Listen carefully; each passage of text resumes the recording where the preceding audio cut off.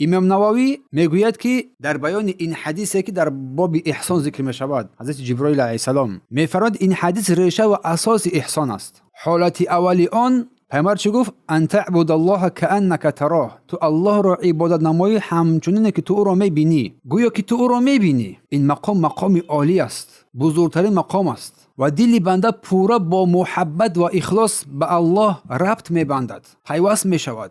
و حالت دوم میفرماید که فإن لم تكن تراه فإنه يراك، اگر تو او را نمیبینی، یعنی الله سبحانه و تعالی حتما بدون چون چرا بدون شک او تو را میبیند، سبحانه و تعالی او تو را میبیند. این را مقام نظارت میگویند، مقام نظارت که انسان خود را از گناه و معصیت نگاه میدارد، خود را زیر نظارت الله سبحانه و تعالی قرار میدهد. ابن رجب حنبلی رحمه الله تعالی میگوید مقام احسان دو درجه دارد. درجه اول مشاهده کردن یا که مشاهده، بنده عبادت میکند الله سبحانه و تعالی را با اطمینان کامل، با همان درجه اطمینان بالایی که گویا الله را میبیند. و درجه دوم را میفرماید مراقبه، مراقب شدن، مراقب بودن، دانستن این که الله سبحانه و تعالی تو را میبیند و همه عملهای تو را نیز میبیند سبحانه و تعالی. و مؤلف میگوید که کسی که به درجه اول برسد، نه که الله را همچنان عبادت نمایی که تو او را میبینی، او در این حالت اهل محبت، اهل عشق حقیقی میگردد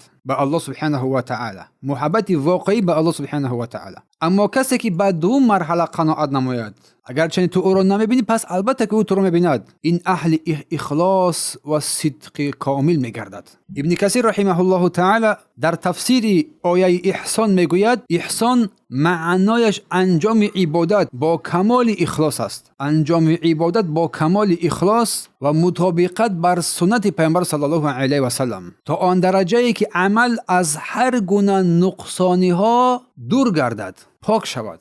شیخ الاسلام میفرماید در بیان احسان، میگوید که احسان یعنی عبادت با محبت، عبادت با محبت و امید و ترس و حضور قلب با پروردگارش است. و ابن قیم رحمه الله تعالی میفرماید احسان این معنای انجام دادن عملها با اخلاص. احسان معنای آن دارد که انجام دادن عملها با اخلاص و موافقت نمودن این عمل بر سنت. و میگوید احسان اساسش از دو پایه عبارت است: اخلاص، کمال اخلاص به الله سبحانه و تعالی و مطابقت نمودن این عمل تو بر سنت پیامبر صلی الله علیه و سلم.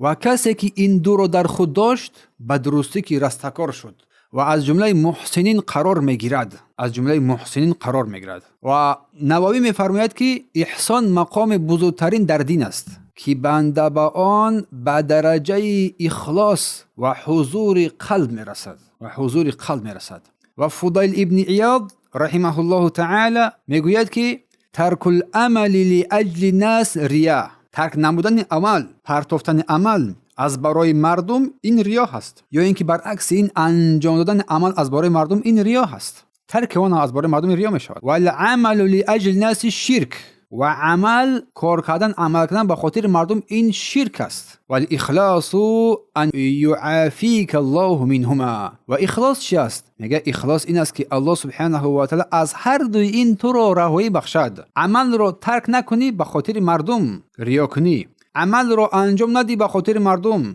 که در شی گرفتار بگردی، و ترک هر دوی این چی است؟ اخلاص عبادت از برای الله سبحانه و تعالی است. یعنی احسان با اخلاص وابسته است، رابطه ای دارد. و جنید رحمه الله تعالی از بزرگترین علماها میگوید که الاحسان ان تكون مع الله بلا علاقه، احسان این است که با الله باشی بدون یگان واسطه، بدون یگان وسیله، نه وسیله شخص، نه وسیله ولی، نه وسیله هیچ کسی، نه وسیله نفس، نه وسیله هوا، خالی از هر سه با الله سبحانه و تعالی باشه.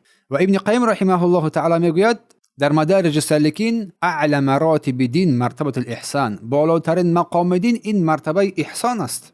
و هو ان تعبد الله كانك تراه، و احسان چی است؟ اینکه الله را عبادت نمایی همچنان که تو را میبینی. و نیز میگوید ابن قیم الاحسان یجمع کمال الاخلاص و کمال متابعه، احسان این جمع آوری میکند یا که مجموعی اساسی کمال اخلاص و کمال پیروی از سنت پیامبر صلی الله علیه و سلم است. و حسن بصری رحمه الله تعالی میگوید که الاحسان ان یحسن سریرتک حتی تحسن علاقتک، احسان این است که باطن تو خوب باشد، باطن تو داخل تو خوب باشد تا ظاهر تو نیز خوب بگردد. اگر باطن انسان خوب نباشد ظاهر انسان هرگز خوب نمیشود، خوب نمیگردد. و ابوبکر ابن عربی در تفسیر میگوید که المحسن هو الذي یأتی بالعبادة التامة کاملة خالصا لله. محسن آن کس است که عبادت را کامل و صاف برای الله انجام میدهد.